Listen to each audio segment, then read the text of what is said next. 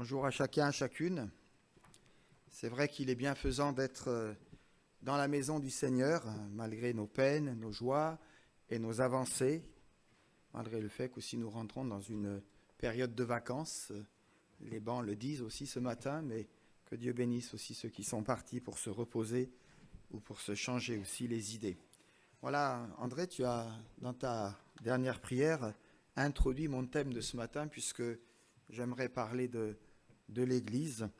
On a parlé tout à l'heure des enfants, et avant qu'ils rejoignent leur groupe, on a prié pour eux, pour les parents, pour que les enfants retrouvent le Seigneur, le trouvent, le gardent, dès leur jeune âge, pour que quand ils soient adultes, et peut-être ici ou là, âgés, défaillants, fragiles, eh bien, ils ne se souviennent pas, mais c'est valable aussi pour vous et pour moi, de leur Créateur. Et j'ai envie de dire, qu'en est-il des adultes? Qu'en est-il de chacun d'entre nous? Alors j'aimerais, pour introduire mon propos, lire quelques versets, et puis ensuite nous allons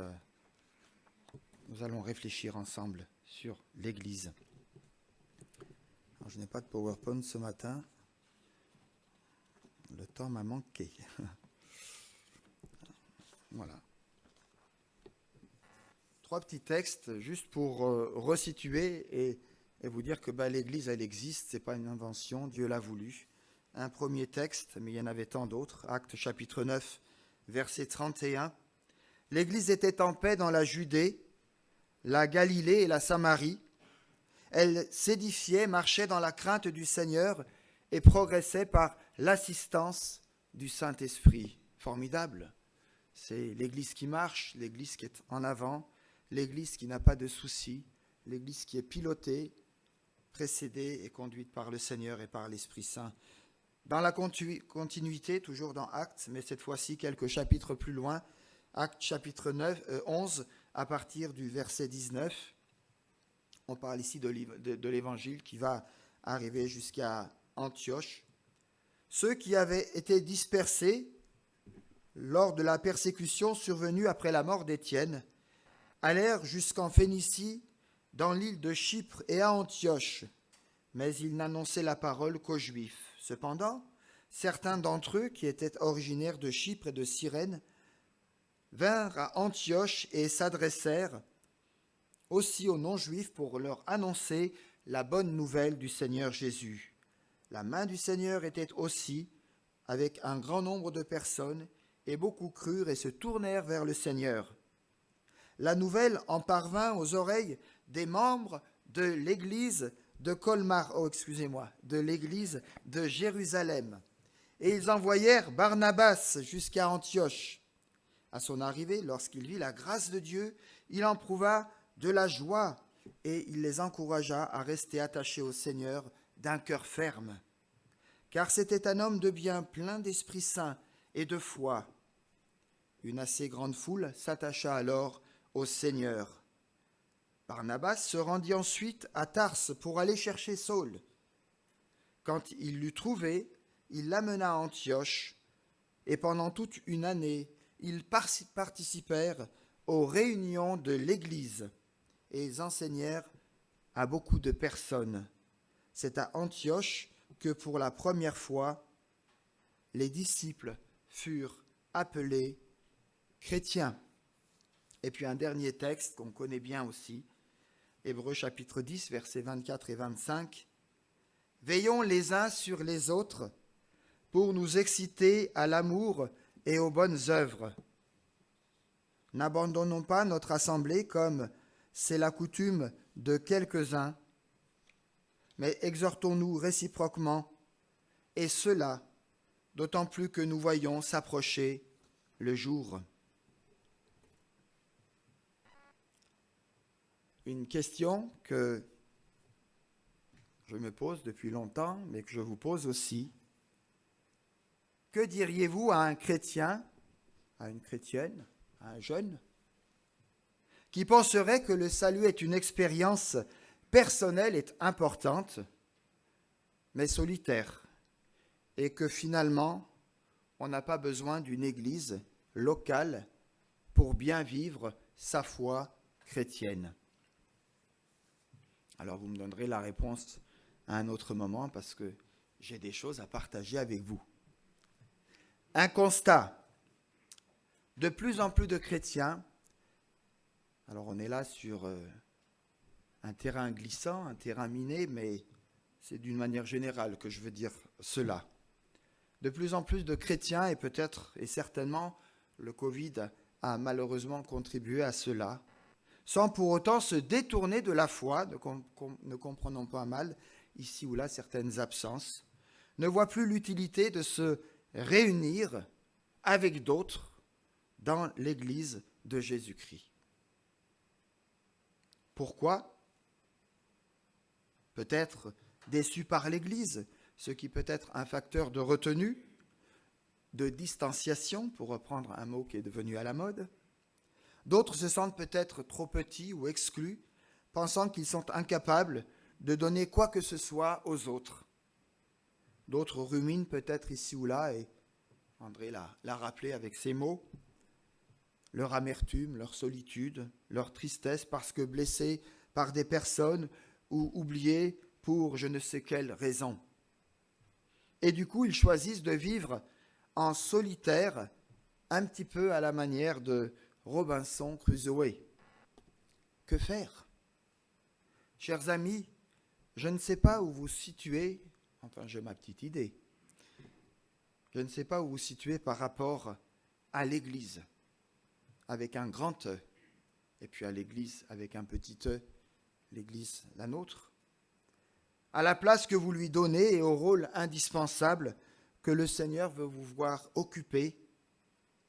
Mais j'aimerais nous encourager, vous encourager ce matin à comprendre, à redéfinir et revoir combien, aux yeux du Seigneur, eh bien, l'Église est importante et combien elle a un impact puissant dans votre vie.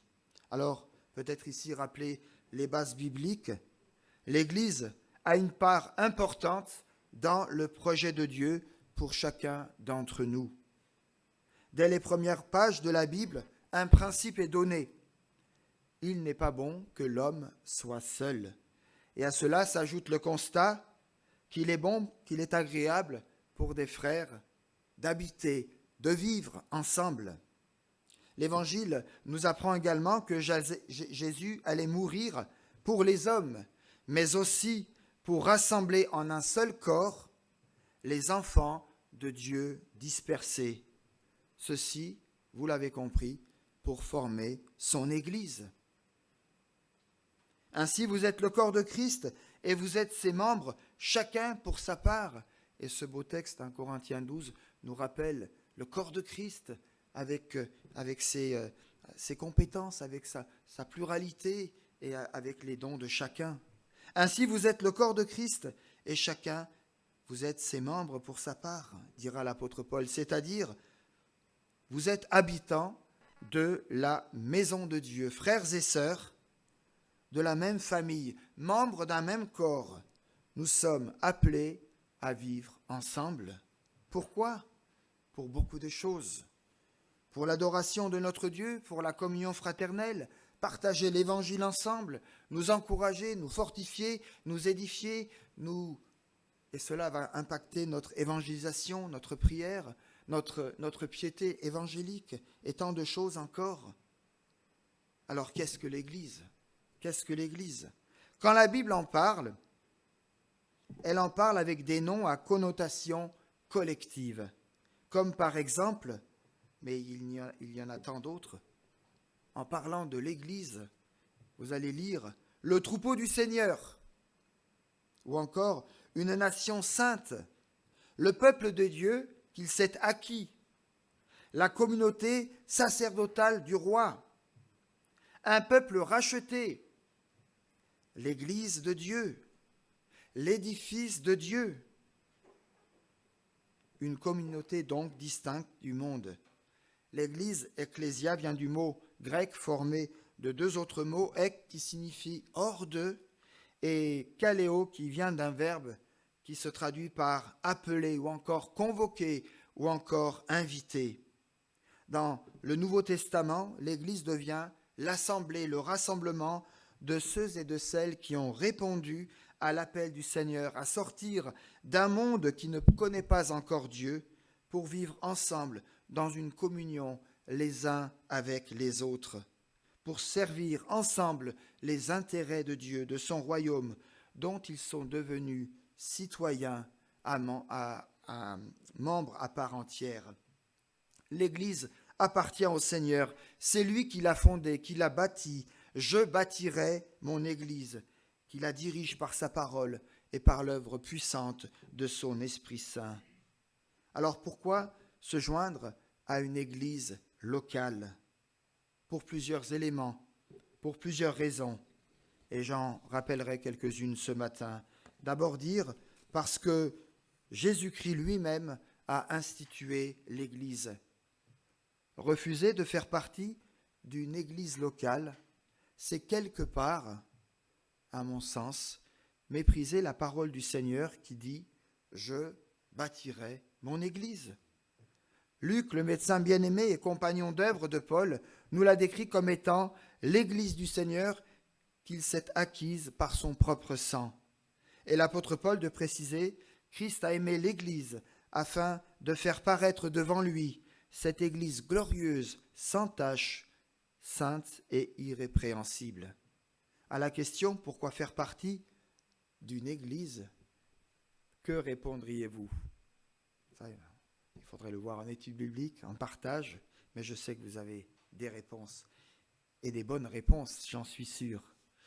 Mépriser l'Église, alors c'est peut-être quelque part mépriser ce que le Seigneur lui-même a institué. Pourquoi oser dire cela? Parce que le Saint-Esprit a constitué aussi l'Église. Avant son ascension, Jésus a recommandé à ses disciples de ne pas s'éloigner de Jérusalem pour qu'ils reçoivent l'Esprit en eux. Or, que s'est-il passé le jour de la Pentecôte? On est en Actes chapitre 2. La première œuvre du Saint-Esprit après la conversion de 3000 personnes a été la constitution d'une Église, avec toutes ses caractéristiques distinctes, avec comme base l'enseignement des apôtres, la communion fraternelle, la fraction du pain, la Sainte Seine, la prière et tant d'autres choses encore. Et pour bien préciser, le récit biblique nous dit « Et le Seigneur ajoutait chaque jour à l'Église ceux et celles qui étaient sauvés. » Voyez-vous, le but du Saint-Esprit n'est pas de laisser les croyants isolés, mais bien de les rassembler en un corps, en une grande famille, pour former un seul corps en Jésus-Christ. Mépriser l'Église revient à dire, c'est mépriser ce que le Saint-Esprit a fait pour rassembler les chrétiens dans la louange et dans l'adoration. Parce que les apôtres eux-mêmes étaient membres de l'Église locale, et on a plusieurs textes ici dans la parole de Dieu, notamment dans le Nouveau Testament, dans les Actes des Apôtres, dans les épîtres de Paul aussi. La vie dans une église locale n'est donc pas seulement bonne pour les personnes qui sont en recherche, pour les nouveaux convertis ou je ne sais qui d'autre, mais pour tous. L'église de Jésus-Christ est pour tous, et Dieu a voulu que tous puissent parvenir dans son église, dans sa présence. Par ailleurs, même si une église n'était pas parfaite, jamais, en tout cas, c'est ce que je remarque dans ma Bible, jamais les apôtres n'ont encouragé les chrétiens à rester dehors et à attendre la perfection. Ils ont toujours encouragé le rassemblement de ceux et de celles qui avaient quitté le monde pour suivre l'appel que Jésus leur avait adressé. Alors, il faut le rappeler peut-être et le redire, refuser de faire partie d'une église locale, c'est alors quelque part s'estimer être plus spirituel que les apôtres eux-mêmes.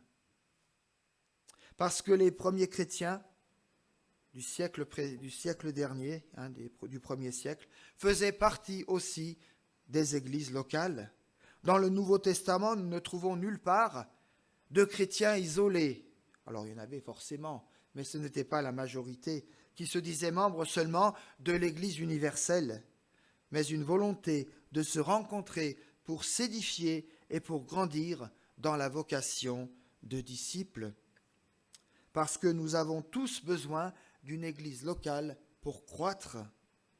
Vous n'êtes pas tous seuls à vivre votre foi, comme vous n'êtes pas seuls à vivre vos épreuves, vos souffrances, mais aussi vos échecs et vos avancées avec le Seigneur. C'est pourquoi Dieu a donné à son Église différents ministères pour le perfectionnement et l'édification de son Église, pour vous et pour moi. Et les textes bibliques sont là pour nous le rappeler. Nous avons besoin de vivre en relation, en communion et à partager notre vie chrétienne d'une manière active avec les autres chrétiens, entre frères et sœurs. Cette communion avec les autres nous gardera de l'égoïsme et nous protégera de l'orgueil. Elle nous rendra forts pour persévérer peut-être contre des dangers, contre des tentations.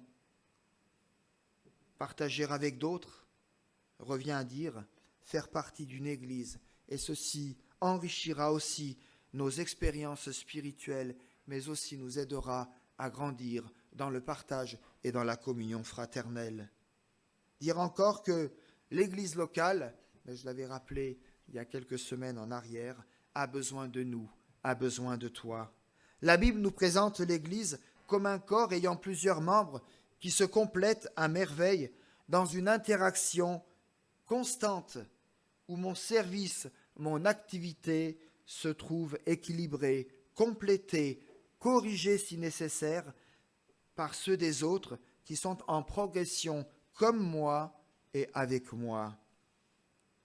Alors j'ai envie de dire, et c'est la suite de mon texte, viens et vois. Viens et vois l'église locale comme étant une maison de prière. Il est écrit, ma maison sera appelée une maison de prière. Et Marc chapitre 11 verset 17 ajoute, pour toutes les nations. C'est la maison du Seigneur et non la nôtre, ma maison. On y trouve la joie. Et plusieurs textes sont là, je vous en cite un, Ésaïe 56, verset 7. Je les réjouirai dans ma maison de prière. La prière y est exaucée, et je vous en renvoie à tous les textes qui nous parlent des promesses que Dieu nous adresse lorsque nous nous adressons à lui, lorsque nous le prions, lorsque nous nous attendons à lui. On y trouve la présence de Dieu dans cette église. Dieu est réellement présent au milieu de nous. C'est un lieu de bénédiction. Voici qu'il est agréable, qu'il est doux pour des frères, pour des sœurs, de demeurer ensemble. C'est là que l'Éternel envoie la bénédiction, la vie pour l'éternité. Dans sa sagesse, le Seigneur a voulu que l'une des motivations de notre vie chrétienne soit de participer activement, les uns à côté des autres, à la construction de son Église. Par l'authenticité de la vie de ses membres, vérité, obéissance, sainteté, complicité, par la qualité de notre accueil mutuel, nous accepter les uns les autres sans nous dénigrer, sans nous exclure, par notre amour sincère, notre amour fraternel sincère. Si je n'ai pas l'amour, je ne suis rien, dira l'apôtre Paul. C'est cela qui nous est demandé de vivre pour que nous découvrions ensemble que la vie par la foi est une aventure merveilleuse et exceptionnelle. Viens et vois l'église locale comme une maison de prière. Viens et vois l'église locale, une maison spirituelle également.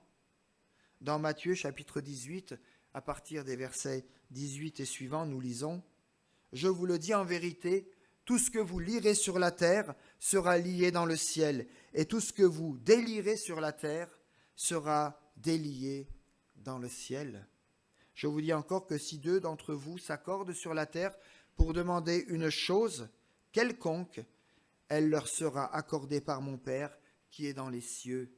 Car là où deux, trois sont assemblés en mon nom, je suis au milieu d'eux. » Nous trouvons dans ce texte, dans ce contexte, en rapport avec le pardon des péchés, 3 promesses du Seigneur, à savoir que l'Église locale reçoit l'autorité du Seigneur pour annoncer l'Évangile. L'exaucement de ses prières est promis. La présence personnelle du Seigneur lui est assurée. N'est-ce pas merveilleux? Mais en même temps, comment concilier cela? Comment vivre cela? Comment considérer et comment considérons-nous cette réalité qui est donnée à l'Église? Et en l'occurrence, à notre Église, à l'Église locale. Viens et vois une Église en marche. Et ma prière, mon désir, c'est que ensemble, notre Église puisse progresser dans sa marche chrétienne, dans ses défis, dans ses projets, comme il a été aussi rappelé tout à l'heure, dans la prière, dans ce que le Seigneur veut pour nous et pour son Église. Une communauté, oui, mais qui doit être aussi remplie du Saint-Esprit. Offrir sa vie au Seigneur pour découvrir et partager son amour dans l'Église locale est quelque chose de merveilleux et d'unique. Mais parfois, cela nous expose aussi aux assauts de l'ennemi. C'est quitter un jour les gradins des spectateurs pour descendre dans l'arène et devenir acteur dans une vraie guerre spirituelle. Le diable, qui nous a inscrits dans son carnet d'adresses dès notre conversion au Seigneur Jésus, souhaite nous arrêter dans notre vocation chrétienne, dans notre marche avec le Seigneur. Encore plus si nous cherchons et si nous avons envie de faire sa volonté. Il est donc important que nous soyons bien équipés pour contrecarrer ces ruses, ces attaques, sans nous laisser arrêter, sans nous laisser décourager, sans abandonner, comme peut-être quelques-uns l'ont fait, la communauté dans laquelle Dieu veut nous bénir ensemble. Il nous faut alors résister contre le diable et dire non à une puissance empruntée. En disant cela, je pense à l'épisode, entre autres, de la vie d'Élisée en 2 Rois, chapitre 6, versets 5 et suivants, où l'un des fils des prophètes, on peut penser qu'on est dans une école biblique ou dans une fac de théo, il y a là des prophètes qui sont en devenir, en formation. L'un des fils des prophètes se voit subitement stoppé dans son action. Il n'a plus qu'un manche entre les mains parce que le fer de sa hache vient subitement de disparaître dans les flots du Jourdain. L'incident le met en émoi et nous révèle son problème. Et quel est-il, son problème? La hache n'était pas sa propriété. Il avait emprunté une hache qu'il ne connaissait pas. L'homme travaillait en quelque sorte avec une puissance empruntée à autrui. Sans doute connaissait-il mal l'outil qu'il avait et aussi ses défauts. Un bon ouvrier aime travailler avec ses propres outils, et je me le dis à moi-même parce que je sais de quoi je dispose et comment je vais l'utiliser. Il connaît bien et ses outils sont adaptés pour ses mains. Il va entretenir sa hache, pour ne parler ici que de la hache. Il va l'aiguiser pour que le tranchant soit assuré et pour que le fer tienne bien dans le manche. C'est ce que peut-être la Bible tente de nous dire en disant, dans Ecclésiaste chapitre 10, versets 9 et 10, la sagesse a l'avantage de donner le succès. Et là, ici, c'est quelque part de la sagesse que de faire cette prévention et de réfléchir avant de nous mettre à l'ouvrage. Dans l'église locale aussi, vouloir être un bon disciple, un jeune qui veut s'engager pour le Seigneur, c'est refuser de travailler avec une puissance empruntée, car on ne triche pas avec le Seigneur. Mes amis, n'empruntons pas au monde ses modes et ses coutumes pour les appliquer à notre vie, ou peut-être à celle de l'Église de Jésus-Christ ensuite. C'est la tactique que le diable utilise pour nous maintenir dans l'échec et la compromission. Il en résulte alors inévitablement des blessures, des frustrations et des échecs.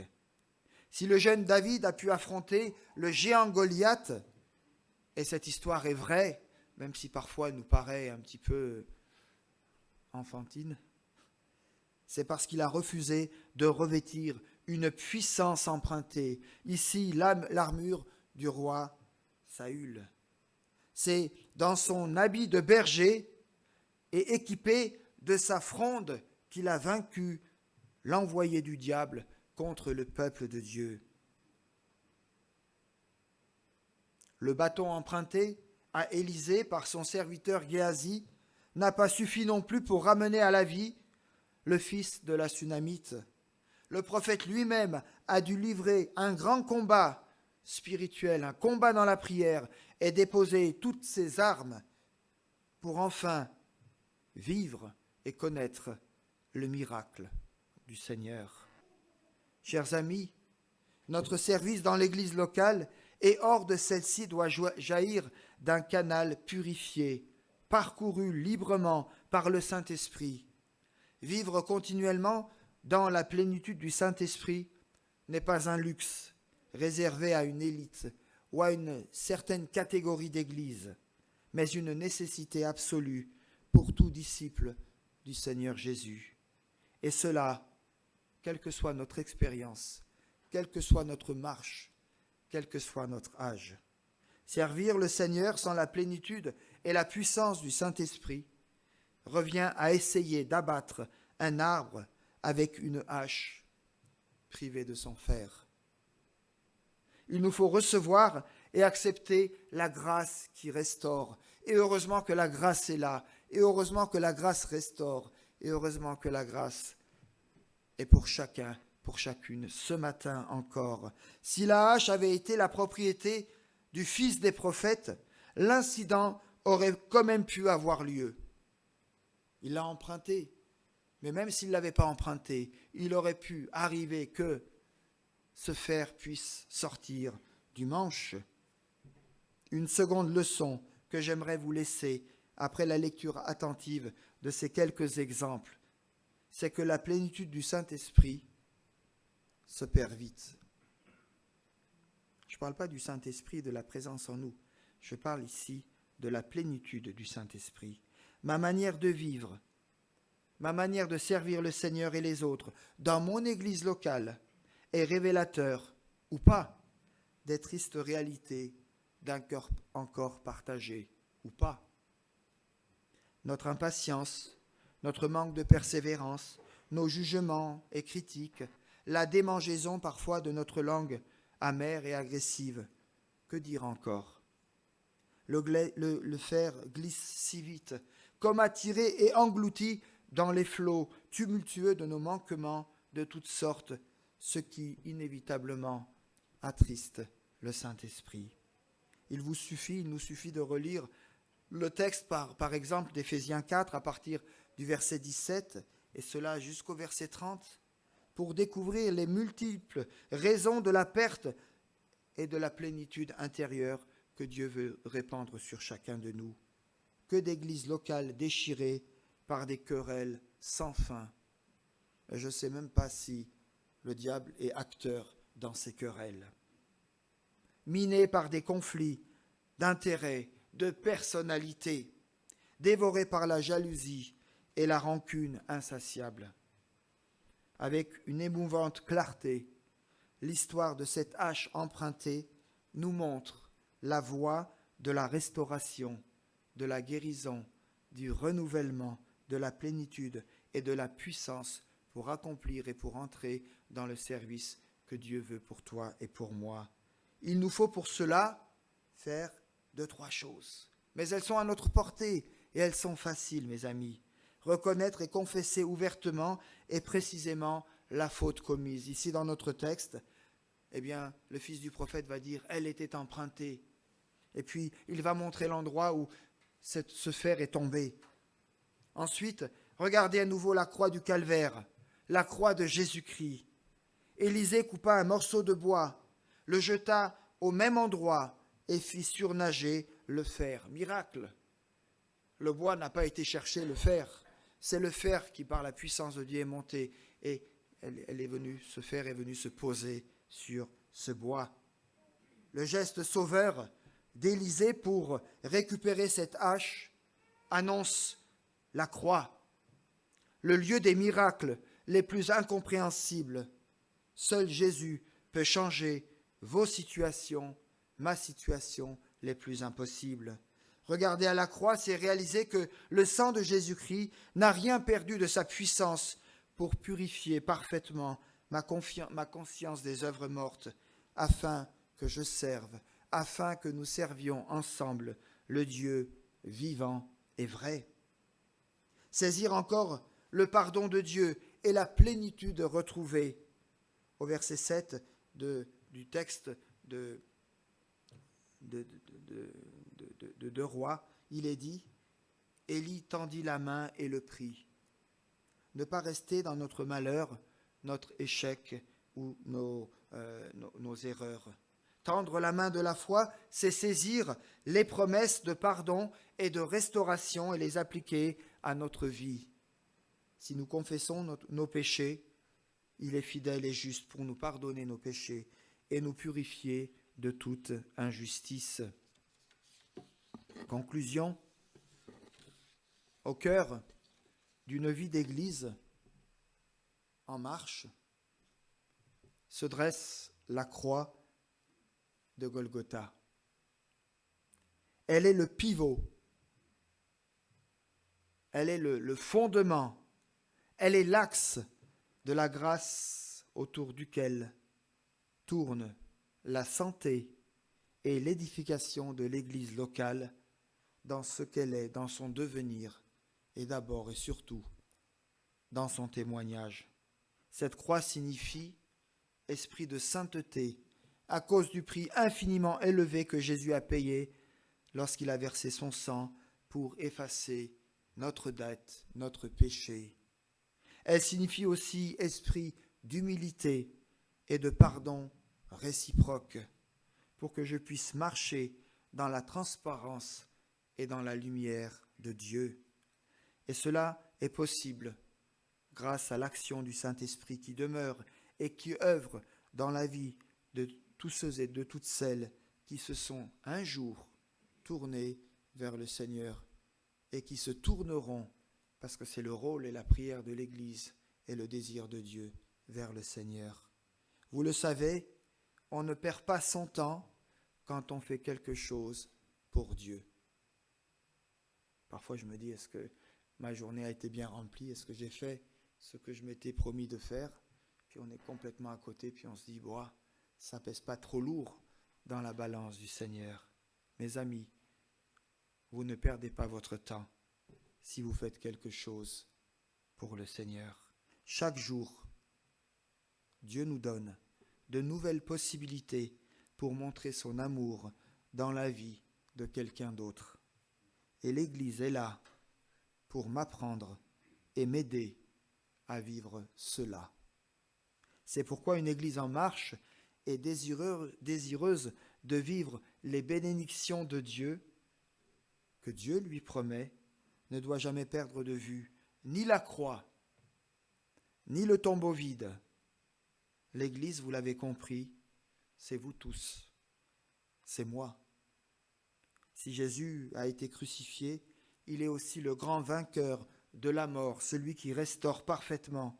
Il est le réparateur des brèches, celui qui me relève, celui qui me fortifie et qui me donne tout ce dont j'ai besoin pour être heureux et en bonne santé.